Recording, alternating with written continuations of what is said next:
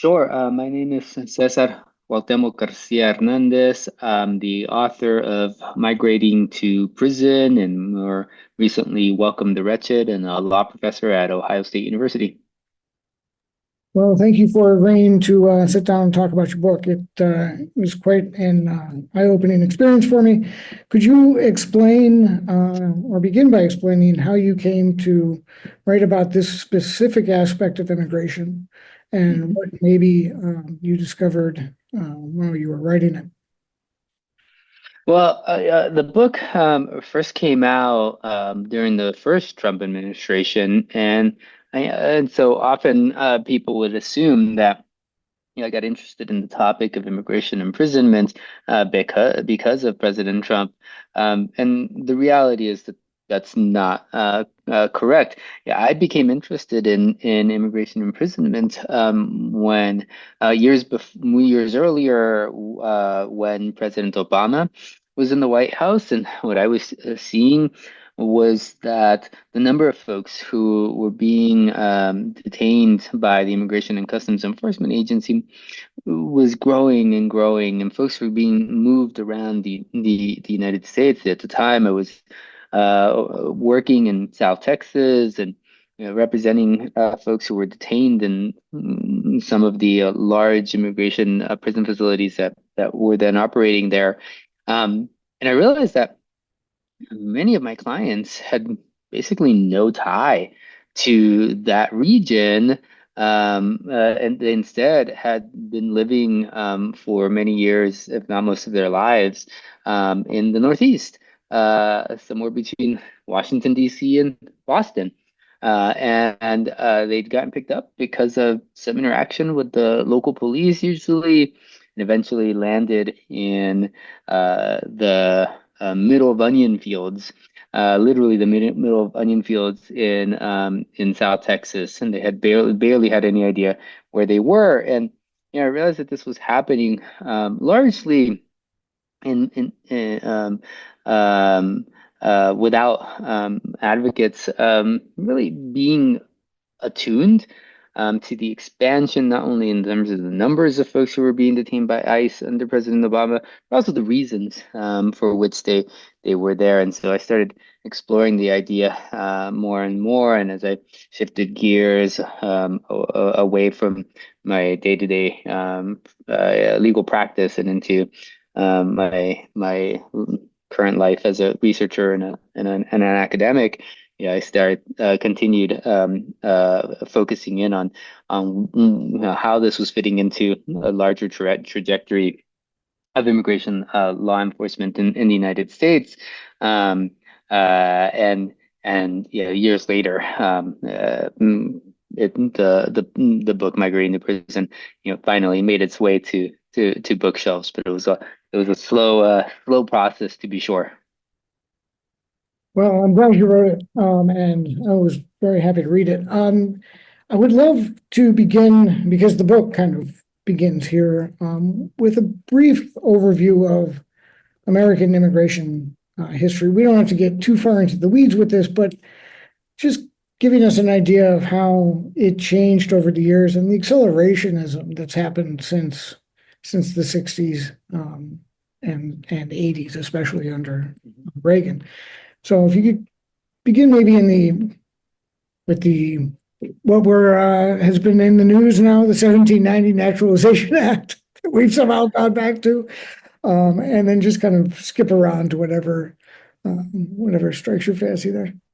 Yeah, there's surprisingly little migration regulation in the first century, the first 100 years or so of the nation's history. A few examples, including the Naturalization Act of 1790, and then more famously and recently is the Alien Enemies Act that is adopted in the last few years of the 1700s, around the same time, with congressional concern about French influences, revolutionary French influences on the United States.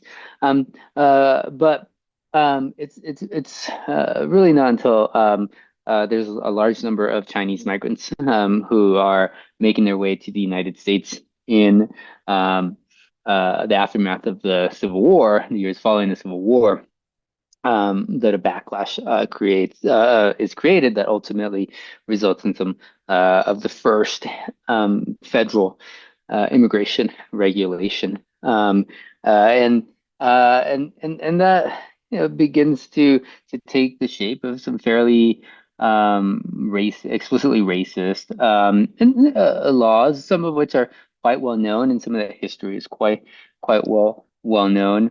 Um, but by the 1960s, when the political tides shift fairly significantly in the United States, it becomes politically impolite to utter the same racist justifications for immigration law that had predominated up until that time. It was no longer uh, politically acceptable to use racial epithets against the Chinese or Italians or Jews.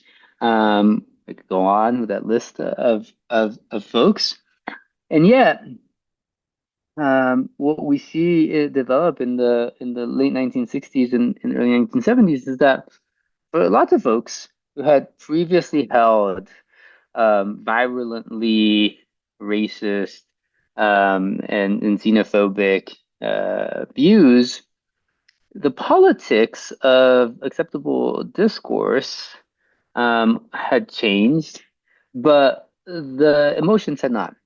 Their underlying feelings had not, and their underlying desire to maintain a nation that was most heavily populated by the descendants of Northern and Western European migrants, and to maintain power, economic, political, cultural power within the hands of the descendants of Northern and Western European migrants, that had not changed. And so we begin to see in the late 1960s to the 1970s a shift in the rhetoric about migration, and one that really takes off in the 1980s when in the early 1980s and mid 1980s when Reagan is occupying the Oval Office, that turns away from migrants um, in openly racist terms,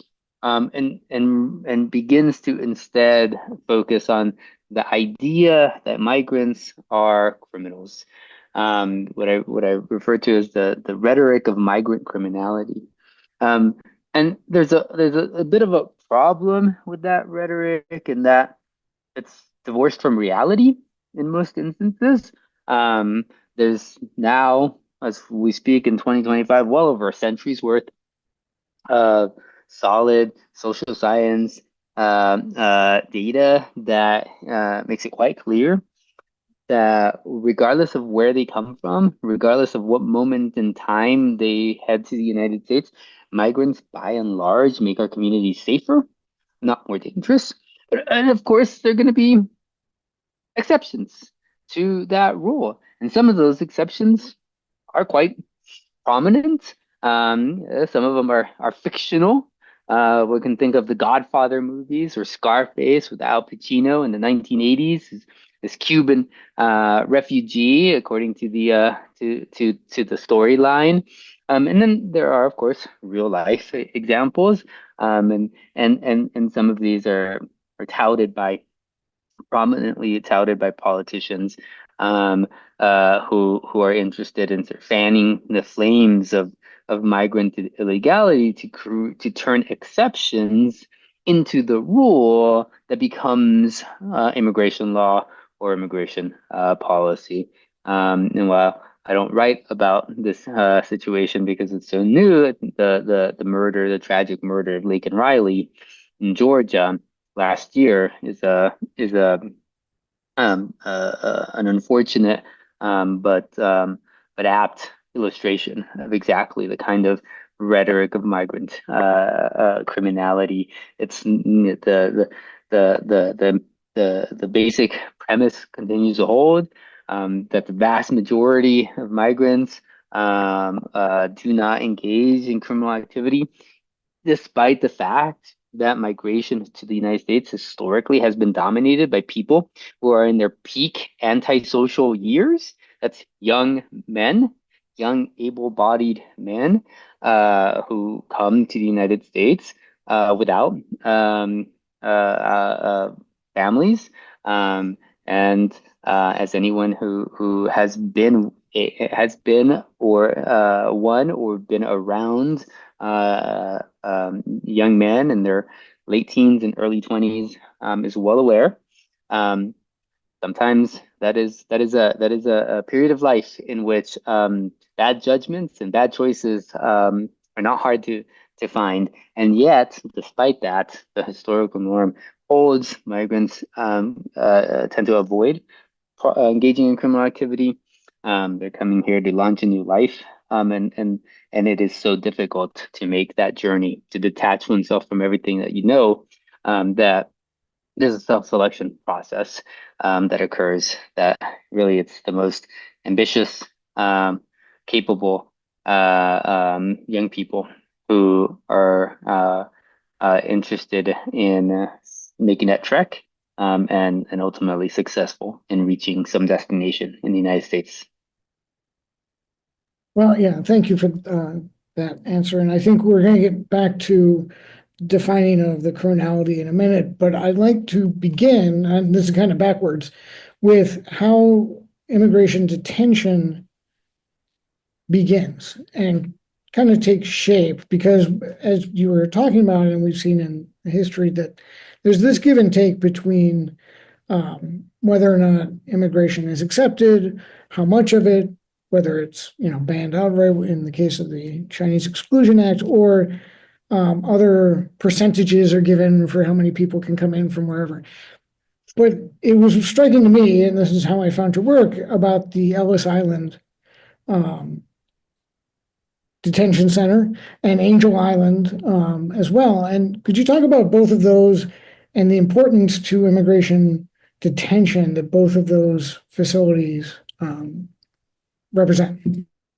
Yeah, so in the aftermath of the Civil War in the 1860s and through 1882, Congress begins to enact the first modern immigration laws, and they're focused specifically on Chinese migrants. In 1875, Congress enacts a law called the Page Act, which says we're not going to allow prostitutes into the United States. What they actually meant was we're not going to allow Chinese women into the United States because, by and large, Chinese women were traveling on their own, sometimes to join men who they had married, who were folks who they knew from their hometowns, sometimes to marry men who they had only a very minimal amount of direct interaction with, but whose families were very much interacting back in China. And culturally, this was a very standard way of deciding who to marry in that period. Well, for U.S. officials who were trying to limit the number of Chinese migrants at this point, they decide, well, look, if you're traveling here by yourself, you're most likely coming here for immoral purposes, for prostitution. In 1882, a few years later, they brought in the exclusion on Chinese migrants, and so all of a sudden. We need a way of figuring out, U.S. government officials need a way of figuring out, well, who's a prostitute and who's not? Who's a Chinese laborer that we're going to exclude from the United States, and who's a Chinese merchant that we're going to allow into the United States? And as customs officials, these are the first immigration officers in the United States, customs officials get assigned this responsibility.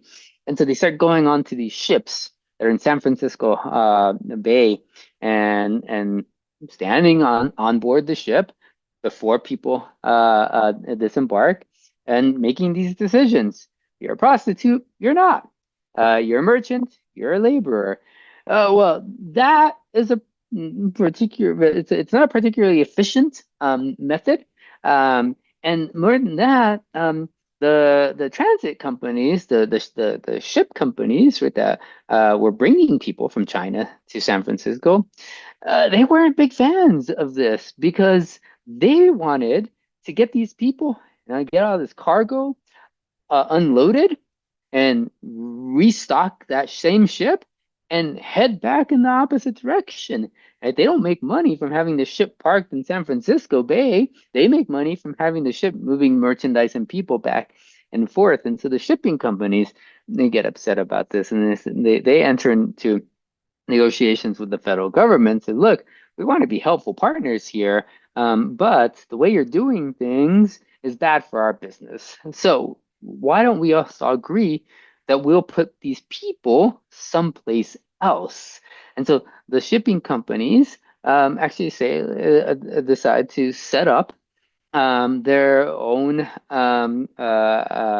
facilities right along the coast, right along the docks, and where they would house the Chinese migrants who are coming to the United States, and people who were in these facilities, they had to sleep there, they would be fed there, and then it was in those places that the customs officers would go and do this sorting process.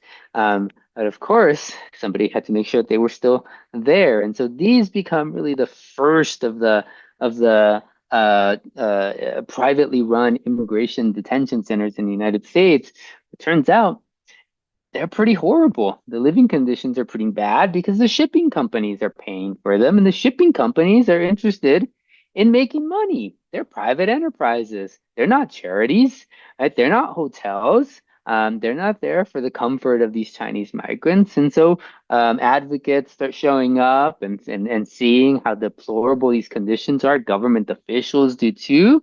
And so they start pressuring the government the way that you have to house these people in some humane conditions while we go through the sorting process. And so the government decides, Congress decides, okay, we're going to set up our own facility to house people and to feed people while we decide if they're going to be allowed into the United States or not. And that's where they end up landing on Angel Island, which is a little island in the middle of San Francisco Bay.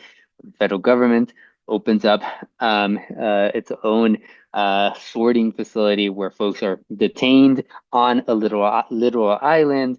They can't go anywhere. They can't leave that island, and that's primarily for migrants who are coming not only from China but other parts of Asia as well. And it's in operation for several decades until it ultimately burns down in a fire.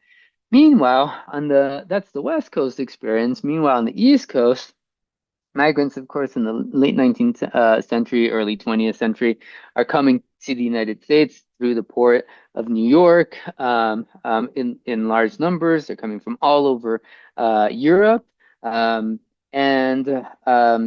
the federal government again decide, who are we going to allow into the United States, who are we going to exclude from the United States and send back.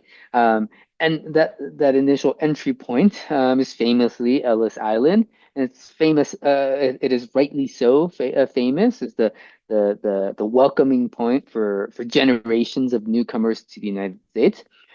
But when those same immigration officials decided that there were some folks who either they wanted to take a closer look at or who they just wanted to exclude from the United States altogether, they would send them to a different part of Ellis Island, a securitized immigration holding facility, an immigration prison that was described by one witness as looking like a whole bunch of kennels for dogs, like sort of cages in which cages, which I think of as kennels, like the kind that you may see for dogs.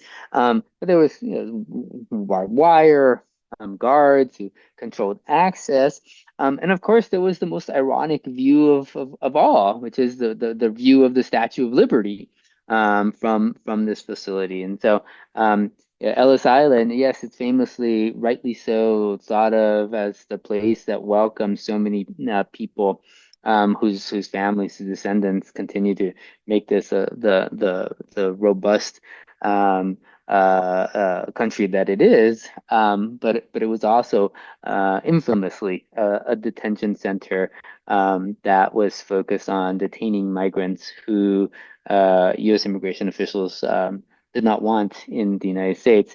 The folks primarily coming from various parts of Europe. Yeah, and the the reason for detention has changed, correct? So when the period we're talking about right now, the post-Civil War, and I like this phraseology, the crimes involving moral turpitude. So you're talking about the prostitution, people who may be drunks, criminals, that kind of thing, to what we're seeing the modern discourse since the 1980s, where people's very presence in the United States is deemed criminal.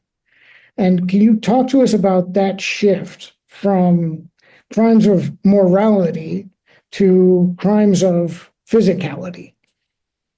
Yeah, so crimes of morality are the dominant way in which people in the late 19th century, early 20th century are pegged as undesirable. That plus there's just these categorical racial exclusions that start with the anti-Chinese bias and then spread throughout most effectively all of Asia. Uh, but fast forward a century or so, and we really start talking about just pegging people who are in the United States in violation of immigration law. But that requires reforming immigration law because for most of the history of the United States, there was a fairly limited amount of immigration law. And even as immigration law started to grow in the late 19th century, early 20th century, begins in a very narrow way. It's just absolutely welcoming of Europeans and focus on excluding the Chinese and then other Asians. And then as it grows some more, it's just not enforced, right? So there's lots of folks who are coming through Philadelphia, or coming through New York, or coming through Boston, whose eyes aren't that good, who have some kind of a disease that can be masked, like when you cover it up, and yet they're being allowed into the United States, and not because they didn't have some they not because they weren't violating immigration law, but because nobody bothered to enforce immigration law against them, and then the descendants make their lives in the United States, like, as is true for so many folks around the country. But beginning in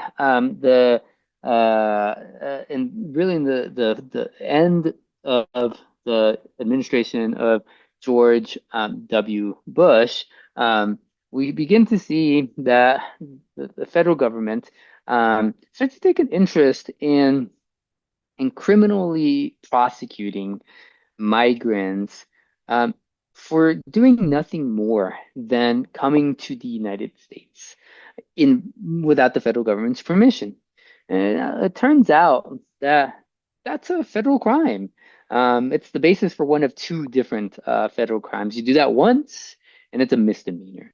It's punishable by up to 2 years imprisonment. Now you do that after having been previously deported, and it's a felony. It's a federal felony, right? And actually, the law says it's punishable by up to 20 years. To be frank, I don't know of any instance in which a judge has actually sentenced somebody to that kind of time. It's more like 20 months, like a year and a half is more common. Yeah, but that is the maximum that's actually on the books. And so yeah, these crimes, they've actually been around for a long time. They've been around since 1929, both of them. But prosecutors never really used them. They had better things to do with their limited resources until the aftermath of the September 11th, 2001 attacks, George W. Bush administration, such really focus on cracking down on taking a heavier approach to migration in the hopes that they can cajole enough votes in Congress to enact comprehensive immigration reform. That part obviously fails, but it does begin a trend that we have not turned back since then, regardless of who's occupying the White House, in which federal prosecutors around the United States prioritize prosecution of these two crimes. The first is called illegal entry, second is illegal reentry. So much so that year after year, the category or immigration crimes regularly are at the top of the list of most prosecuted federal crimes nationwide. Not just talking about places like Tucson and Brownsville, Texas, and San Diego. I mean, I'm talking about the country as a whole. What is occupying the time federal judges and federal prosecutors and criminal defense attorneys is day after day is these prosecutions for illegal entry and legal reentry, both of which require a whole lot of confinement. They're confined; those folks are confined while the prosecution is pending, and then they get convicted and they get sentenced to more jail time in a federal prison. Um, and after that, they get handed over to ICE, who then detains them some more while they figure out get when they can stick these people on the next bus or the next plane out of the United States for deportation. Yeah, it seems in a little bit logically insane to say someone who's convicted of a crime of being here has to stay here in custody until we can send them back many years later. It seems like it doesn't make sense. But let's talk about where they're being held, how they're being held, and we'll get into, I think, with this discussion, kind of what the financial situation is for these prisons, detention centers, and other things. So sadly here the story has certainly evolved, but fundamentally it still echoes there's still echoes of that earliest period in the late 19th century when you're dealing with these days are not shipping companies that are bringing people, transporting people to the United States, but standalone private prison corporations whose entire business model is to own or operate prison facilities that they then enter into contracts with government agencies. It's the government, after all, in the United States that has a monopoly on deprivations of liberty. Right? No one else can deprive people of their liberty. That's not something that we give a power we give to private actors, no matter how wealthy, no matter how powerful. That's a power that we give to to the government. And ICE has a long history going back to the 1980s of partnering with private prison companies to detain migrants while the federal government is trying to figure out, are we going to deport this person, or is this somebody who we're going to allow to remain in the United States? And just like for those shipping companies whose ultimate goal was not the conditions in which people were confined, was not the well-being of the people who they were confined, whose goal was profitability. That remains true of private prison companies. Some of them are privately held, some of them are publicly traded. Whatever the formal legal structure of the company, the bottom line is their primary interest. And as a result, we see that migrants who are detained in these facilities are constantly complaining about the conditions of confinement. And in some instances, in fact, complaining that they are being forced to work while they are confined in these facilities for as little as $1 per day. Right? And that's obviously well below the minimum wage, no matter what state they're confined in. And so there are some lawsuits that have been ongoing for a while now challenging the expectation, the coercion that detained individuals say they experience in some of these facilities at the hands of guards who are essentially requiring them to work to keep the facility operating for next to nothing, where they did with these companies to go out and find folks to mop up the floors or to prepare the dinners and offer them $1 a day. Then you don't need to be a labor economist to know that they would struggle in any community in any corner in the United States. And it's a reminder that ultimately the goal of these companies isn't well-being, it's profitability, and the more that Congress demands that ICE detain people, and the more people that they detain, the more folks who there will be who are become the basis for profitability by these private prison corporations. Well, and I have a question that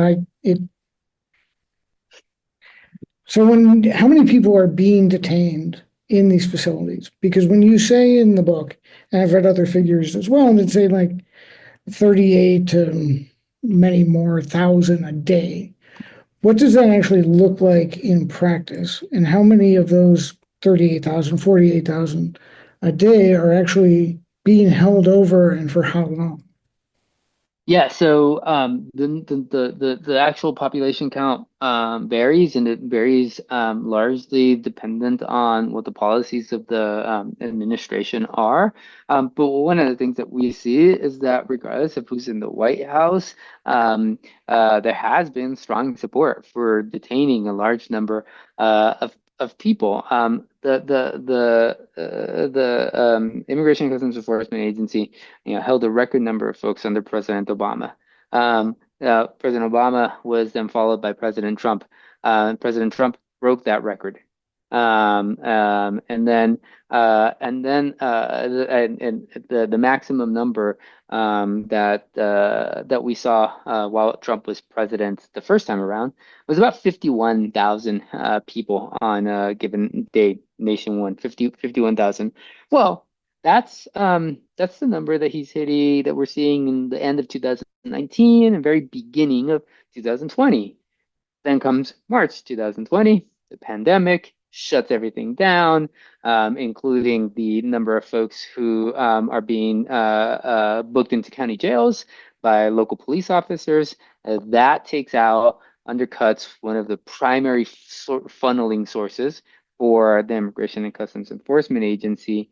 So much so that by the time Trump leaves the White House in January of 2021, there are just about 15,000, 1 5. So from 51,000 down to about 15,000. And that's the number that we see when President Biden walks into the White House. And the big question at the beginning of the Biden administration was for me is the Biden administration going to view this as a floor or a ceiling? Right. Turns out they viewed this as a floor. By January 16th of this year, which is the last date on which the Department of Homeland Security has so far issued data, there were over 39,000 people being detained. So not quite Trump's record, but second only to Trump. That actually surpasses Obama's record by about 5,000 people on a given day. Right? And some of these folks are detained for a very short period of time, just a matter of a few days. And then there's the folks who are being held for quite a long time, well, in excess of a year. And quite often the difference is the legal status that somebody has, and the length of time that they've been in the United States. So lawful permanent residents, people who we often hear described as green card holders, they tend to stay in these facilities for the longest periods of time. And the reason for that is because they have the incentive to fight the government's attempt to deport them. Oftentimes they have families here. They're married. they have kids, their jobs, their livelihoods, their homes, their vehicles, their money. It's all here, right? All of their lives are here. And so they're gonna explore every legal option. And because they are firmly embedded, they will quite often have more money with which to hire a lawyer. Because in immigration court, there is a right to hire a lawyer, but there is not a right to have a lawyer appointed for you if you cannot afford to do one or you can't find one who's willing to work for free.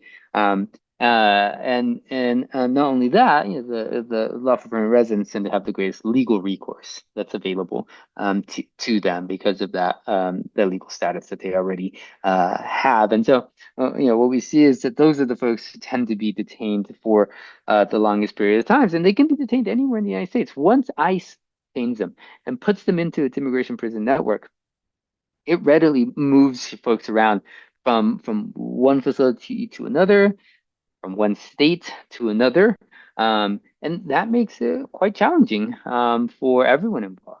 Certainly for the migrants who are detained, and one day they find themselves in a place they don't even know where it is, certainly don't know anyone nearby. It makes it difficult for their family members who cannot visit their detained loved ones. It makes it difficult for lawyers. If you one day, your client is 30 minutes away from your office, and another day they're on the other end of the country. And ICE knows this. ICE is well aware of this, and ICE continues to operate its detention system with very little regard to the impact that their decision to move folks around has on the people who are being detained or anyone else who's interested in their well-being. Well, and that made me have another question, which is when you bring up the green card holders, we are under the impression, at least I am, and probably other people as well, that once you get a green card, once you get some sort of status, you're immune from these raids, from these interference by ICE and some of these other organizations that can sweep you up. So how do they get into these situations? And I guess what I'm really asking is, what are the statuses of the various people who are moving through the system? We have people who, may have just walked across the border, got picked up, versus someone who's been here 10 years, versus someone who might have a green card. What attracts the attention of law enforcement? Anyone who's not a U.S. citizen is susceptible to being detained by ICE. If an ICE agent believes that you have violated immigration law for whatever reason, then they have the legal authority to detain you. And in fact, as a result, that sometimes means that U.S. citizens get detained and sometimes even deported. I write about this some, and that's not supposed to happen. That's a violation of the law. But of course, sometimes when you're dealing with people who are mentally ill, who cannot communicate well, who cannot advocate on their own behalf, then either they are not able to communicate their citizenship status, or ICE agents just don't believe them. And there are plenty of instances of that. But for folks who are actually not U.S. citizens, they're always susceptible to being detained, and that includes everyone. That includes the folks who have arrived 10 minutes ago, the folks who arrived 10 minutes after they were born. That includes the folks who have absolutely no legal permission to be here, and that includes the folks who have had green cards for decades. That includes folks who are well into adulthood, 70 years old, and includes babies, it includes toddlers, it includes infants, it includes folks who came here because they just want a better quality of life, and it includes folks who are fleeing for their lives and then requesting asylum. There is no exception to who can be detained, and as a result, we see in immigration prison facilities this whole panoply of folks who are detained, and really the folks who get out are the folks who are able to access some kind of legal counsel. And that tends to be a minority of people. precisely for the reasons I've already mentioned, that these facilities can be anywhere in the country, and and only the folks who are able to pay for a lawyer or who are lucky enough to find somebody to work for free, which, as you can imagine, is a small fraction of folks, are the ones who are going to have an advocate who's going to be able to walk into an immigration courtroom, and make sure that they're detained only because that's what the law requires, and not because that's just what poverty dictates.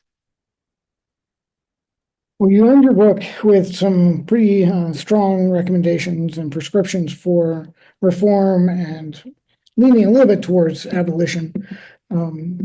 Where do you stand today with the current Trump administration's push towards immigration enforcement and so on? Where are we as far as reform and resistance and abolition? The What Biden, yeah, the Biden administration, to its credit, did shut down some of the most notorious immigration prison facilities that were operating when it took office.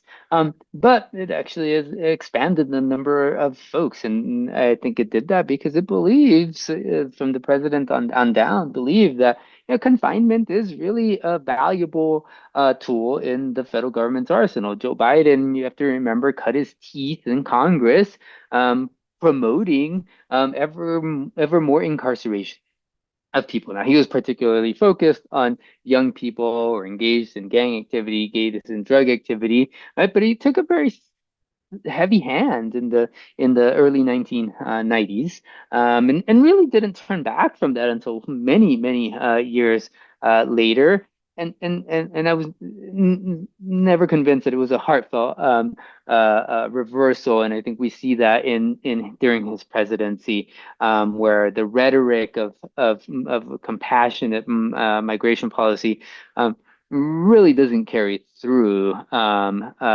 through the 4 years that he had in the White House as president.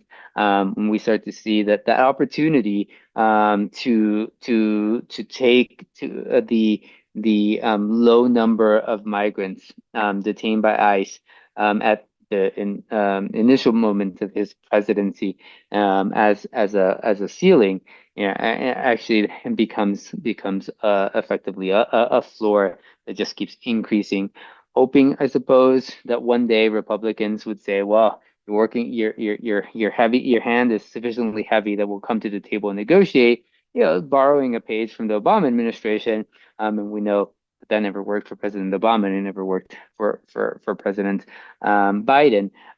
And what I fully expect that we'll continue to see an expansion of that detention capacity over the next few months. Congress just sent to the president a bill that would expand the the range of criminal activity that can result, actually that must result in detention by ICE. This bill called the Lake and Riley Act. I expect that President Trump will sign it sometime soon, and that will require ICE to detain more people.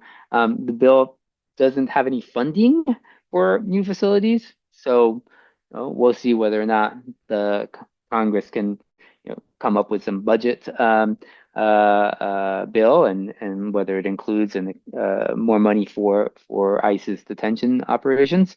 But the law is certain to expand. So yes, so I continue to believe strongly that that detention should have no place in immigration law enforcement. I think it's undercuts the legitimacy of the immigration legal system, by treating as problematic something that, for most people, is simply the escape valve to grinding poverty, or permanent separation from the family members that they already have in the United States. And given how much the United States as a whole benefits from Migrants and migrant labor, in particular.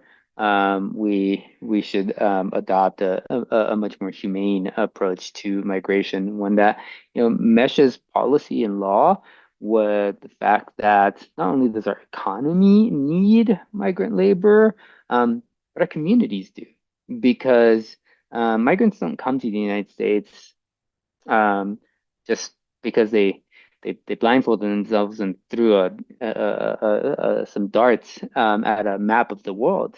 They're coming to the United States because we have longstanding ties to not only Latin America but across the world, and those are sometimes economic ties and sometimes they're military ties, but quite often they're just very human ties. They're the intimate ties that make us do all kinds of difficult things. The ties that look like your husband or your wife or your mother or your father or your cousin or your sibling or your child. And those are the kinds of ties that are going to continue to bring people to the United States, no matter what the federal government does, and no matter what the person who happens to be occupying the White House wishes that migrants would do.